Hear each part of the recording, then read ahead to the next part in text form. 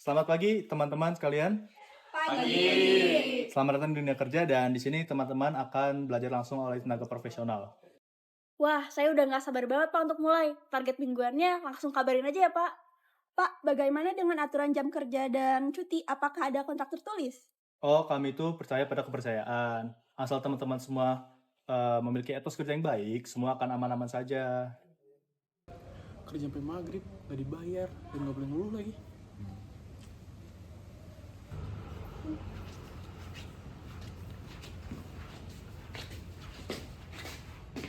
Lah, masih pada di sini? Baru seminggu loh ini. Nanti juga kalian terbiasa pulang jam 9 malam. Sena, emang kamu udah magang berapa lama sih di sini? Udah 5 bulan sih. Tapi ya selama 5 bulan itu tuh penuh banget sama revisi dari klien yang bahkan nggak tahu kalau aku itu anak magang. Dan itu semua nggak ada insentifnya. Katanya sih intensifnya pengalaman tidak ternilai ya. Tapi ya kosan aja masih harus dibayar tunai. Terus kamu kenapa masih bertahan sampai sekarang, Sen? Ya karena dapat ancaman dari kampus. Katanya kalau aku nggak beres magang ini, aku nggak akan bisa ngelanjutin ke skripsi.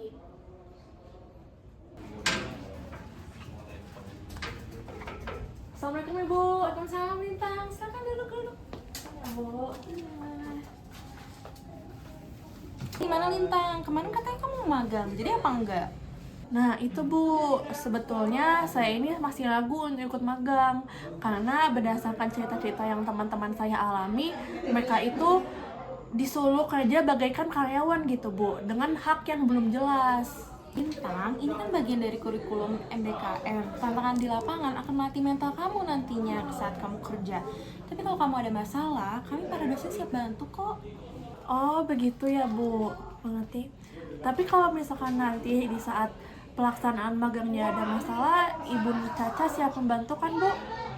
Kita siap bantu kok Lintang. Nah kalau untuk persiapan skripsi kamu gimana? Nah itu dia Ibu, tujuan saya datang hari ini selain untuk membicarakan tentang magang, saya juga membawa rumusan proposal yang akan saya ajukan ke Ibu. Mungkin boleh dicek dulu.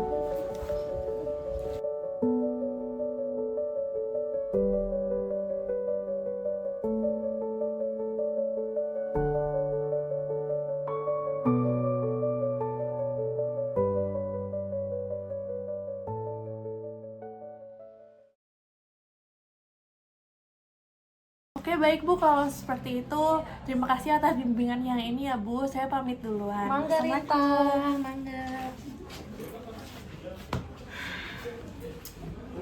Gila, ini magang atau kerja sih?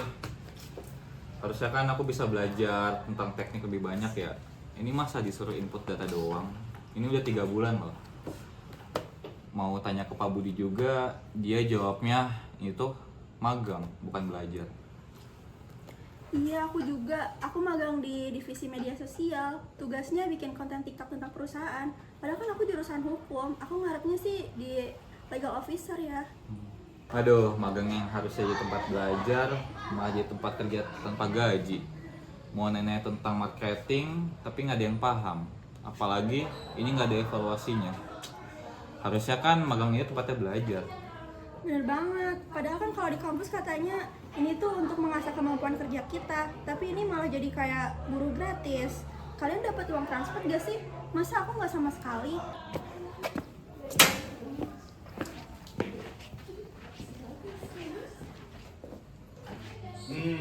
Malah pada ngobrol ya.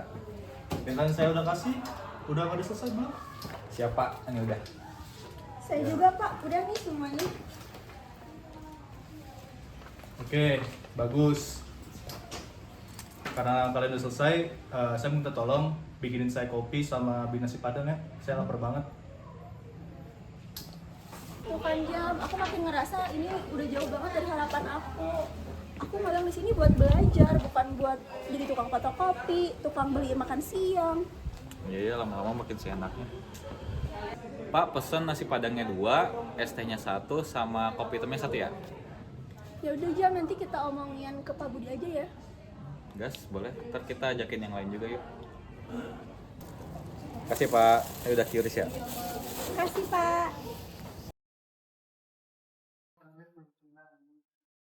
Pan, kamu kenapa?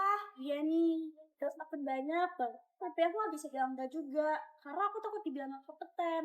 Tadi kata Pak Budi, dia bilang kalau misalnya magang itu latihan buat ditahan banting. Sabar ya Van. Bener kata Naila, ini bukan latihan, ini manipulasi. Kita harus ngomong nih bareng-bareng, gak bisa sendiri. Ini bukan karena kita manja, tapi ini soal hak kita.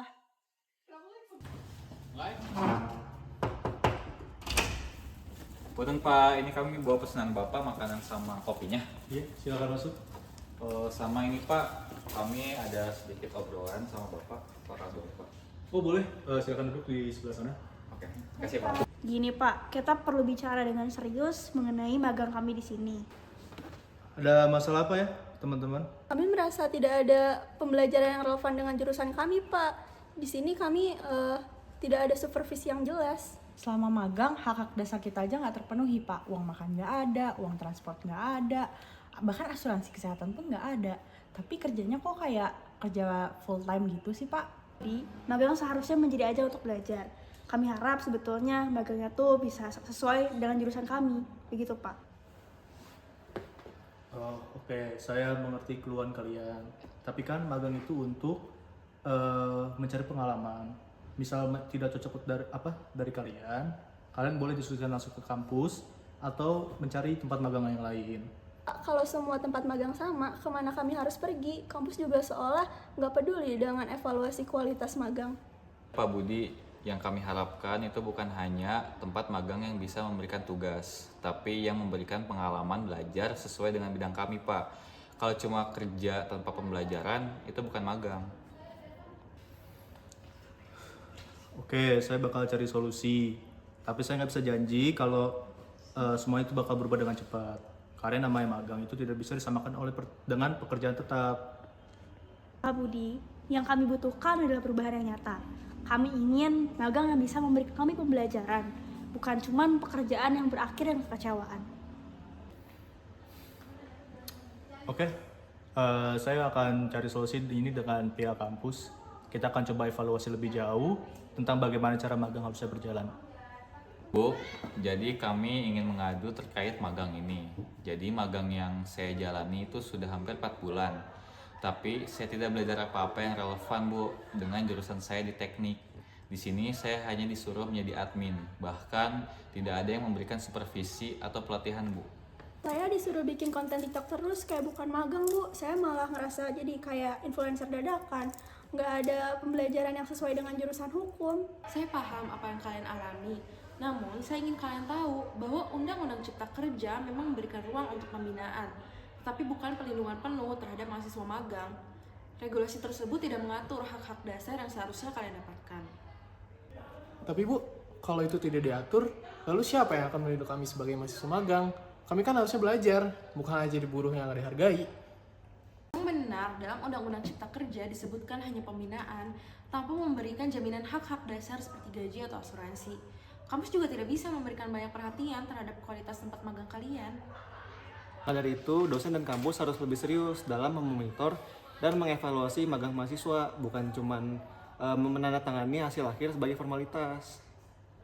Baik teman-teman, Undang-Undang Cipta Kerja memang memberikan peluang magang, namun banyak kelemahan yang terdapat di dalamnya, terutama dalam memberikan hak-hak kepada mahasiswa yang magang. Untuk bisa belajar di dunia kerja, magang seharusnya tidak hanya memberikan pengalaman, tapi juga pembinaan yang memadai. Bu, saya magang di perusahaan keuangan ini udah 6 bulan loh, tapi saya nggak dapat jaminan apapun. Bahkan kayak transportasi dan makanannya saya nggak dapet. Dan saya juga nggak dapat feedback tentang kinerja saya. Terus apa yang saya mau pelajari dari perusahaan ini? Ya, UU Cipta Kerja dan Permen Tenaga Kerja hanya menyebutkan pembinaan tanpa kewajiban memberikan hak-hak dasar seperti yang seharusnya diterima oleh seorang pekerja, bahkan untuk mahasiswa magang. Ini kan jadi masalah besar. Kalau nggak ada aturan jelas, mahasiswa akan terus terjebak dalam pekerjaan tanpa hak dasar dong. Itu sama aja kayak eksploitasi dong, Bu. Betul Ibu, kalau cuma jadi buruh gratis, apa manfaatnya? Kita belajar soal hukum, tapi malah disuruh bikin konten yang nggak ada kaitannya. Kalau mau belajar, seharusnya kita diberi tugas yang relevan, dan ada supervisinya juga. Terus-terusan kayak gini kan, kita harus mulai mencari jalan keluar supaya kita sebagai mahasiswa magang dihargai. Aku udah magang setahun lalu, dan itu juga nggak jauh beda. Di tempat magang pun cuma disuruh ngetik-ngetik dan bikin laporan. Gak ada bimbingan sama sekali, bahkan nggak ada evaluasi dari kampus juga. Nari, kayaknya kita harus lebih vokal deh. Kampus kan seharusnya memberikan evaluasi dan juga feedback mengenai kualitas magang ini, supaya tempat magang tidak hanya memanfaatkan kita sebagai buruh murah. Kalau kita nggak minta hak-hak kita, siapa lagi gitu yang akan membantu kita? Betul, kampus harus ikut tanggung jawab untuk memastikan magang ini memberikan manfaat, bukan cuma jadi ajang kerja tanpa hak. Kita harus mengorganisir diri, kita bisa mulai dengan petisi atau minta diskusi terbuka dengan pihak kampus dan perusahaan tempat magang. Baik teman-teman, sebagai bentuk respon terhadap masalah yang kalian hadapi, kami akan membuat forum untuk membahas kualitas magang. Kami juga akan mencoba meninjau kembali kebijakan kampus terkait magang agar lebih melindungi mahasiswa magang. Terima kasih Ibu, kami berharap ini bisa memperbaiki kualitas magang dan juga bisa memberikan perlindungan yang seharusnya kami dapatkan. Betul, kami tidak ingin hanya jadi buruh gratis, kami ingin magang yang mengembangkan kemampuan kami sesuai dengan jurusan. Kami ingin hak kami dihargai dan kami bisa mendapatkan pengalaman yang sebenarnya. Kita akan berusaha agar magang bisa lebih baik dan kalian bisa belajar sebanyak mungkin selama kalian magang. Baik, terima kasih Bu. Kita izin pamit ya. Program magang idealnya menjadi sarana pembelajaran yang bermakna, selaras dengan disiplin ilmu yang ditempuh mahasiswa. Namun realitas di lapangan kerap menunjukkan ketimpangan antara harapan dan pelaksanaan. Mahasiswa seringkali terjebak dalam sistem yang tidak memberikan ruang untuk berkembang, tanpa supervisi yang memadai, dan tanpa perlindungan hak dasar. Melalui karya ini, kami mengajak seluruh pihak, baik institusi pendidikan, dunia industri, maupun pemerintah untuk bersama-sama mengevaluasi dan memperbaiki sistem magang yang ada, agar magang tidak lagi menjadi beban tanpa arah, tetapi menjadi bagian penting dari proses pembelajaran yang bermartabat.